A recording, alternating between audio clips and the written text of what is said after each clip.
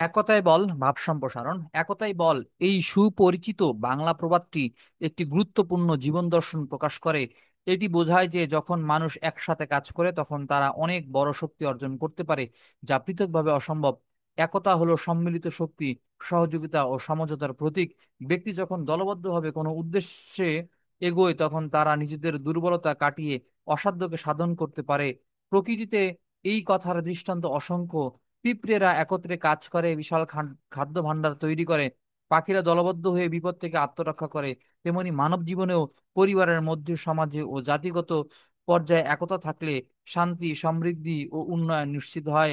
দেশের স্বাধীনতা সংগ্রাম হোক বা দুর্যোগ মোকাবেলা, সব ক্ষেত্রে একতা মানুষকে সফলতার পথে নিয়ে যায়। যেখানে বিভেদ, হিংসা বা পরস্পরের উপর সন্দেহ দেখা দেয় সেখানে সমাজ দুর্বল হয়ে পড়ে। অন্যদিকে একতাবদ্ধ মানুষ কখনো পরাজিত হয় না। ইতিহাস সাক্ষ্য দেয় বিশ্বের যেসব জাতি একতাবদ্ধ থেকেছে তারা কখনোই পেছনে পড়ে থাকেনি। সুতরাং আমাদের জীবনের প্রতিটি স্তরে, পরিবার, বিদ্যালয়, সমাজ কিংবা রাষ্ট্রে একতা গড়ে তোলার চেষ্টা করা উচিত।